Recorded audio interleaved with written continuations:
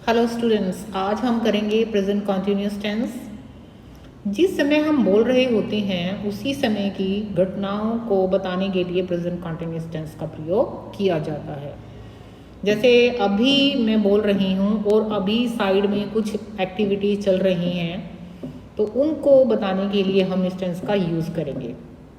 जैसे आप लोग अभी सुन रहे हैं, इस वीडियो को देख रहे हैं, तो आप जो इस वक्त काम कर रहे हैं उसके लिए ये टेंस यूज़ होगा। अब आप देखते हैं इसके कैसे, जैसे हिंदी में हम सेंटेंसेस देखते हैं, राम खेल रहा है, मेरी मम्मी खाना बना रही है, बच्चे पढ़ रहे हैं, मैं मेरे टीचर से बात कर रही हूँ।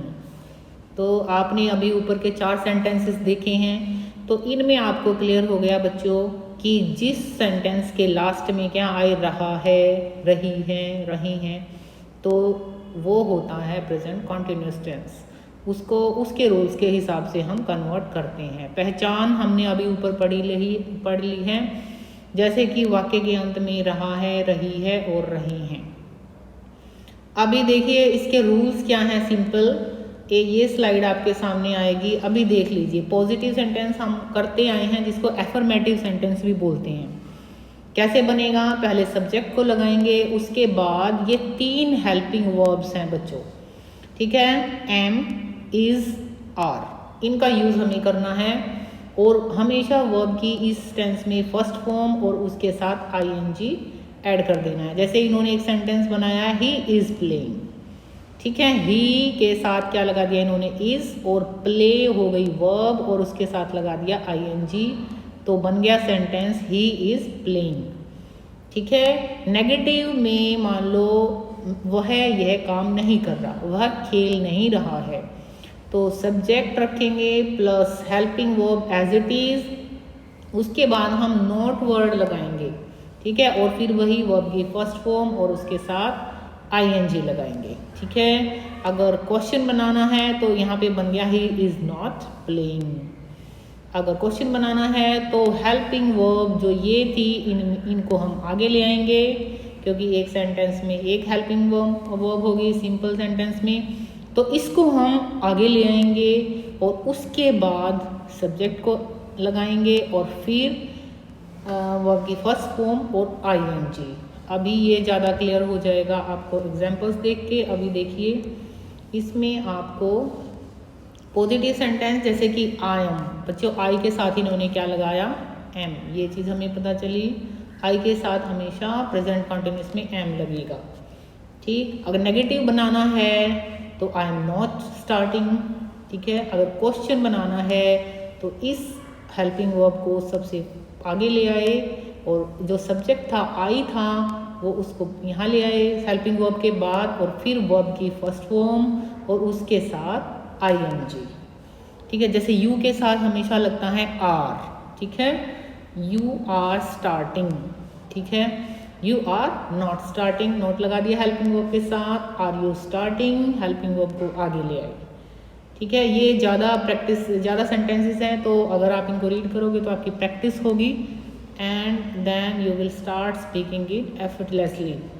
आगे देखिए ही इज, ही के साथ, क्योंकि सिंगुलर, अगर कोई सब्जेक्ट हमारा सिंगुलर है, ठीक है, तो उसके साथ इज लगेगा। अगर सब्जेक्ट हमारा ज़्यादा जने हैं, बहुत सारे जने हैं, जैसे हम बहुत जने होते हैं, तो यहाँ पे इन्होंने आर लगाया, ठीक है। ये बात क्लियर। आई के साथ लगा एम, यू के साथ हमेशा लगता है आर, और बाकी सिंगुलर के साथ लगता है इज, और प्लूरल के साथ लगता है आर। ये क्लियर हो गया। यू, अब ये वाला सेंटेंस पढ़ते हैं, you are starting, you are not starting, are you starting, right. They का मतलब होता है वे बहुत सारे लोग, वे starting, they are not starting, are they. ये मेरे ख्याल से ये सभी बच्चों को क्लियर हो गया होगा प्रैक्टिस में। Now move to that slide. ये बहुत इंटरेस्टिंग एक्टिविटी है। आप देखिए, आपको कुछ पिक्चर दिखाई देती होंगी बच्चों।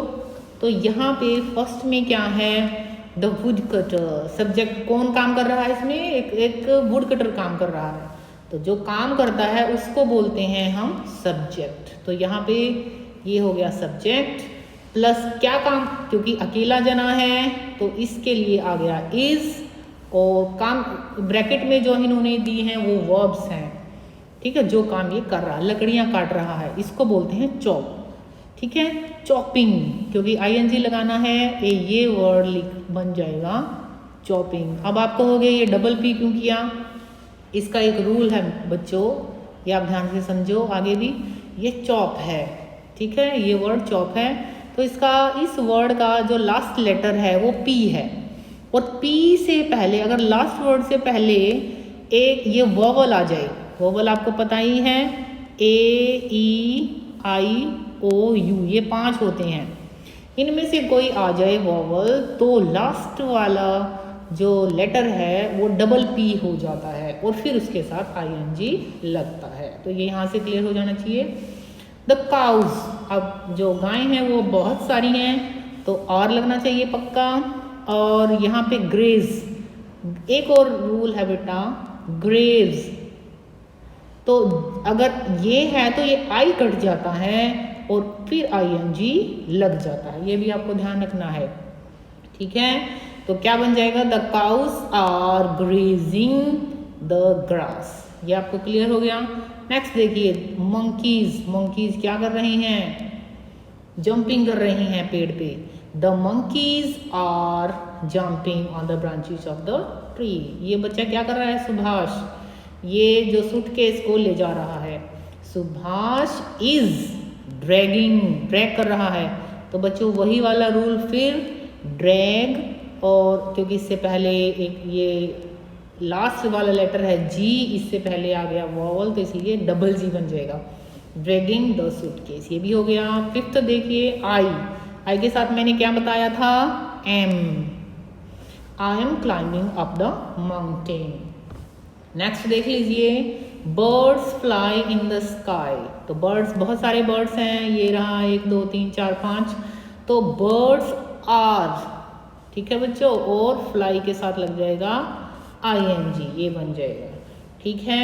तो ये आप कर लोगे बच्चों, ठीक, आई होप ये वाले सेंटेंसेस भी आप कर लोगे, ठीक है। ये 2-3 और हैं, इनकी प्रैक्टिस आप कर लेंगे। अभी आप बैठे हुए हैं तो प्रेजेंटली आपके घर में दूसरे भाई बहन हैं, मदर मॉम डैड हैं, वो सभी कुछ ना कुछ काम कर रहे होंगे, तो आप उनसे क्वेश्चन पूछ सकते हैं। वो बाहर जा रहे हैं तो आप उनसे अभी पूछेंगे वेयर आर यू गोइंग, ठीक है, ठीक है, फिर उनसे उनका आंसर मांगेंगे, अगर नहीं देते हो तो उनको बताएंगे, क्योंकि आज आपने प्रेजेंट टेंस किया है।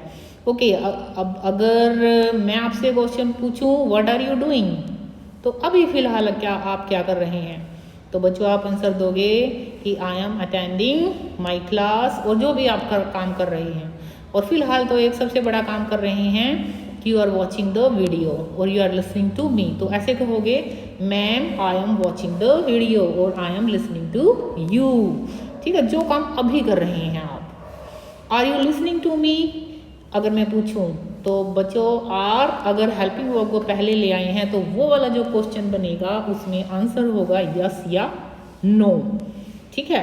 Are you listening to me, तो इसका आंसर होएगा no, I am not listening to you, ठीक है। अगर आप सुन रहे हैं अच्छे से, बिल्कुल अलर्ट हो गए, तो बोलोगे yes I am listening to you.